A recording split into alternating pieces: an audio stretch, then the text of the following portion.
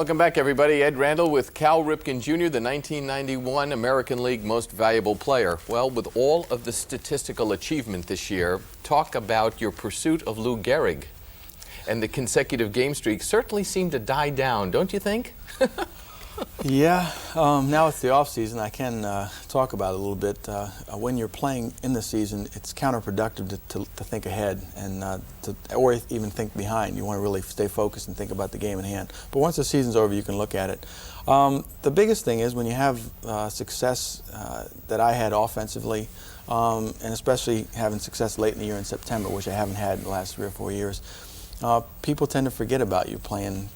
They concentrate and focus on what you're doing now as opposed to what you've done over the course of 10 years. So the consecutive game streak, the pluses and the minuses, the positive and the negatives kind of died down over the course of this year. Mm-hmm. Was there ever a situation in 1990 where you were struggling, where the slump was going to put you on the bench and break the streak? Well, I analyze everything I do, and I had to tell you, I considered that. I mean, I was almost at the point, maybe that would have been rock bottom, I don't know, but I was almost at the point of saying, well, I've tried everything else. You know, maybe there is something to this. Maybe if I take a day off, then it'll clear my mind so completely that I'll be able to start over again. But I found that not to be the case. I didn't get to that point, and I moved on from there. The streak is now at 1,573 consecutive games. Gehrig, of course, is 2,130. On May the 8th, you came out of a game early. And it was only, let's see, the 24th time in 1,436 games that you hadn't played a complete game. You've played 99.5% of the innings. You've only missed 70 innings in the last 14,111 innings. I think you should get paid by the inning, don't you? I've always said that the payment side of baseball and the playing side are two different things. That's the business side. I should concentrate on the playing side. So I can't comment on that. Otherwise, I'd be hypocritical. You don't feel fatigued, though, do you? Or do you? I mean, do you just go out there? And of course, we talked about this last year when you came on the show. You play in a high traffic position.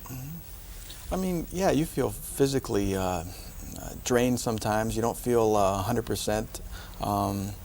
The only thing that I have going for me, maybe of some other players, is that I have played 162 ball games and I've had a very good year doing that.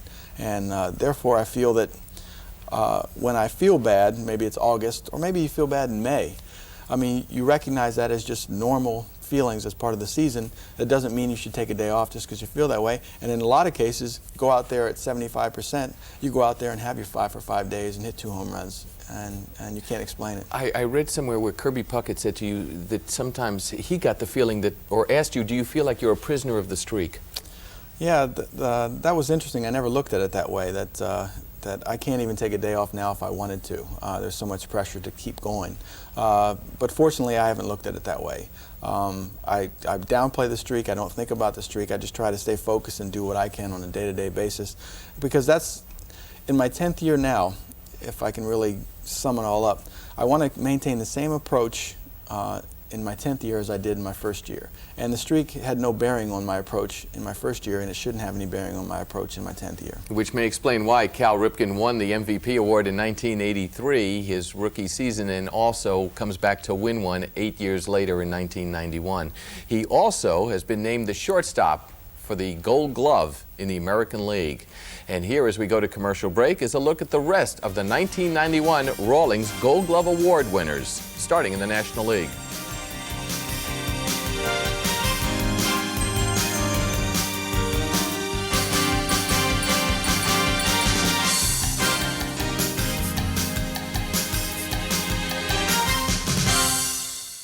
Welcome back, everybody. Ed Randall along with the 1991 American League MVP Cal Ripken, and in the interest of accuracy, and we tried to do that, Cal Ripken's rookie season was 1982. He won the MVP his subsequent year in 1983 when the Orioles beat Philadelphia for the World Championship.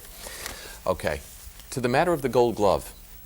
You make 3 errors in 1990, which establishes a new record, and yet you don't win it. Ozzie Guillen wins it at shortstop in the American League. In 1991, you do win it, but we should mention that at shortstop, Ripken led the American League in fielding percentage, second in the majors in fielding percentage, led the majors in putouts, assists, double plays, and total chances. So I guess that's why, huh?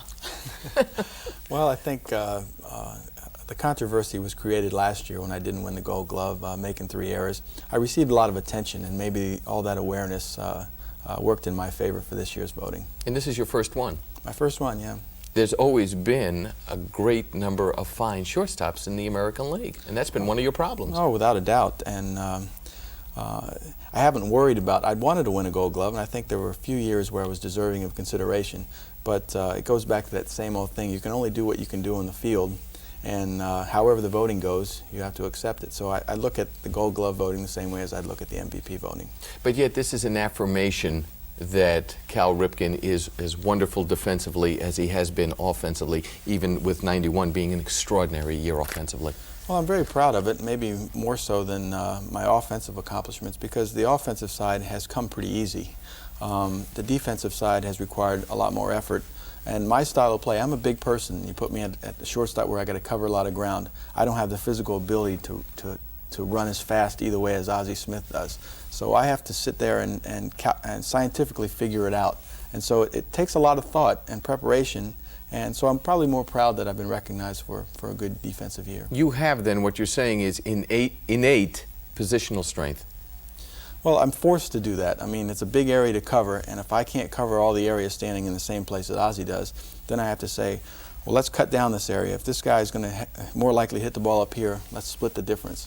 And by learning pitchers and learning hitters, learning their tendencies and relying on the control of our pitchers, it allows me to cheat or anticipate. And I have to anticipate. And if I do that right, then most of my plays look routine, and I get the balls, and people just say that that wasn't too hard of a play. You know, he was there. But going to figure out why I was in that position to begin with is a little bit more complicated. 10 years later, though, you were still proving your critics wrong, who said, how can a guy 6'4", 225 pounds play shortstop?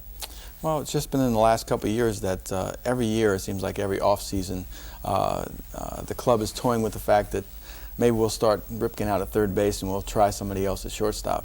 It's always been a controversy that Ripken's too big to play shortstop. Eventually he's going to move to third. It's only within the last 2 years that we leave the season and going into spring training. I haven't heard mention the fact that I might be tried at third yet. Especially with Craig Worthington and Leo Gomez, the young third baseman in Baltimore, there's every reason to keep Ripken there, even if he doesn't have the greatest range. He's got innate positional strength and a terrific arm. After all, he was originally scouted as a pitcher. We'll wrap our conversation with the American League Most Valuable Player for 1991 right after this word from Upper Deck here on Prime. Welcome back. Cal has also done an awful lot of work with literacy, and I know recently in Baltimore you had quite an extraordinary experience. Well, we had a fundraiser. I got into the card show business for the weekend. I invited Kirby Puckett and Eddie Murray back, and all the proceeds from the card show went to the literacy program of Baltimore. And we raised, we haven't got all the figures yet in, but when it's all said and done, I'll be able to deliver a check in between $150,000 to $200,000, and that's after expenses. That's wonderful, and I noted that it's because of your devotion to literacy that you were the recipient of the first Bart Giamatti Award in 1990 given by the baseball assistance team. Well, my involvement in that program stemmed from a desire to put something back in the community. Education's always been important to myself and Kelly, and reading is the first step of education, and that's why we got involved in that program.